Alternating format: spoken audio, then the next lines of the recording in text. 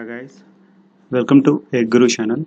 So in this video, we are going to discuss about the cross-sectional view of hydro generator. So before going to the video, so please watch the content of other videos. If you like the content, do subscribe the channel and share the videos. So before going to the cross-sectional view of hydro generator, so let's discuss the basic operation of a hydro generator. So here, so we can see a turbine is coupled with an alternator. So when an turbine is impacted with a high pressurized water like this, the turbine will rotate. The turbine will rotate. Thereby, the turbine is coupled with the rotor of an alternator. The rotor of an alternator will also rotates. So here, the rotor of an alternator is energized with a DC supply. Nothing but the rotor will produce the flux because of the DC supply. So and the rotor is rotating with the speed of the turbine. So then the flux cuts the conductors in a stator and EMF will be induced in a stator. So that's how an electrical energy will be produced in a hydro generator. So here in a practical hydro generator, so these turbine and generator set are placed vertically, so like this. So here the water will be impacted the turbine, so like this the water will be impacted the turbine. So around the turbine we are having the spiral casing and wicket gates. By controlling the wicket gates we can control the flow of the water. So when this water is impacted the turbine will rotate. So thereby an alternator is also rotates the rotor and EMF will be induced. So here, so the shaft is a rotating part. So this rotating part will be guided by the three types of bearings. Those are called as the turbine guide bearing.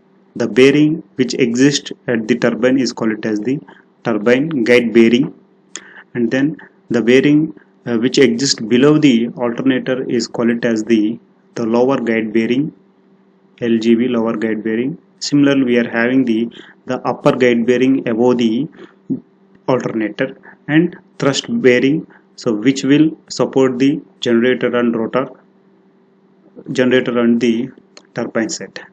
So here, so these bearings will support the shaft to rotate in a single vertical axis. So like this, so we are having the generator and turbine set mounted vertically in a hydro generator.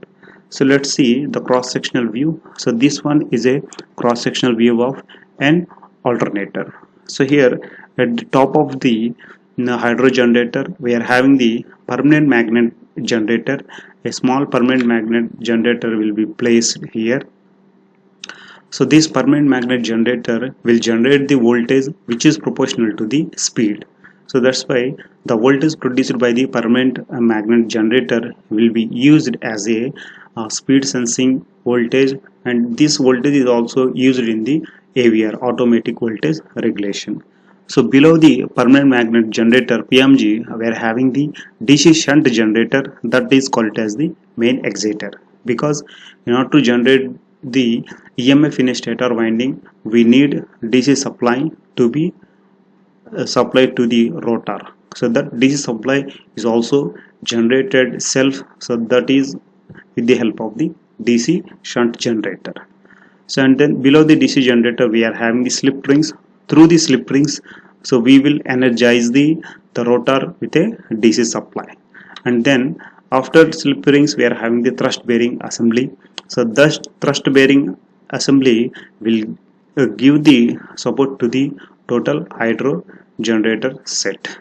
And then as we discussed, just above the alternator we are having the upper guide bearing, so that will guide the shaft to rotate in a vertical axis.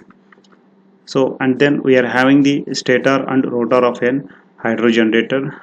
So the rotor is excited with the DC supply, so like this. So that DC supply is supplied by these brushes, so like this. One is the positive slip ring, another one is the negative slip ring, and the winding will be placed on the peripheral of the rotor. And below the alternator we are having the brakes and jack system. In order to make the hydro generator stop, we need brakes, so that will be placed below the generator. And then after the brakes and jacks we are having the lower guide bearing. So that lower guide bearing will guide the generator hydro generator set to rotate in a single vertical axis. So after that we are having the turbine.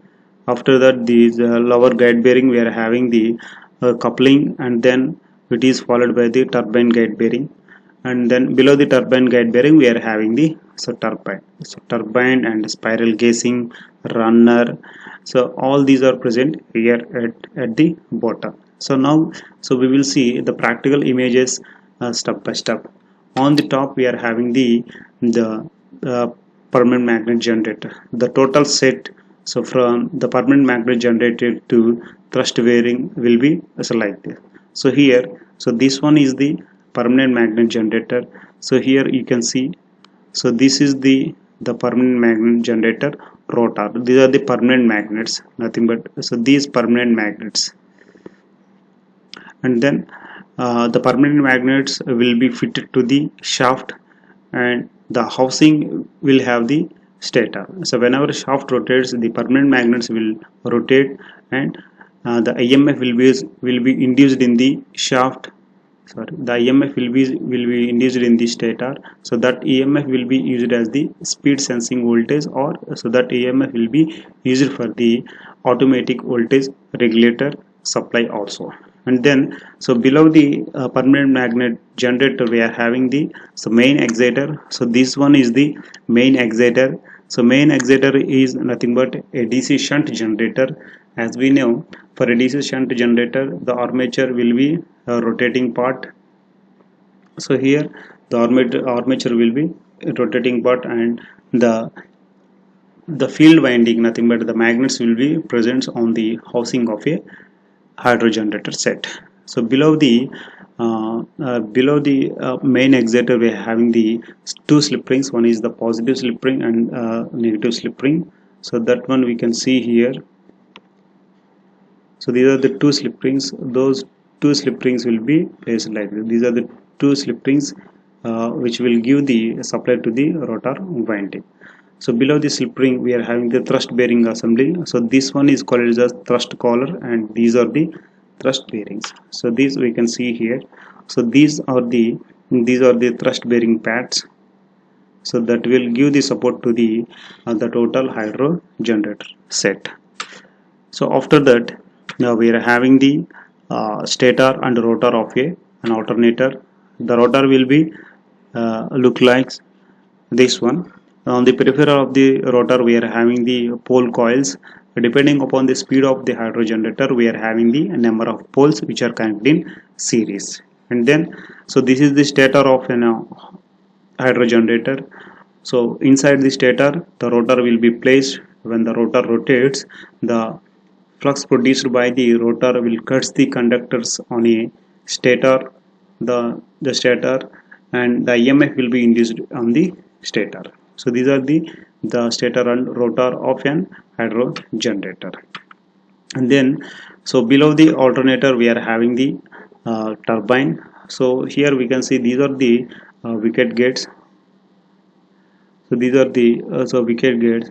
So when we are giving the signal to the these wicket gates will open up, and the water will be impacted the turbine. The turbine will be rotates. So this turbine is coupled to the rotor of an alternator, and the rotor of an alternator will rotates, so that will produce an EMF.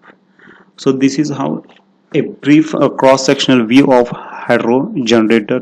So if you want any particular equipment in detail, so please do comment. I will explain so a particular equipment in detail with a practical images. So thank you guys.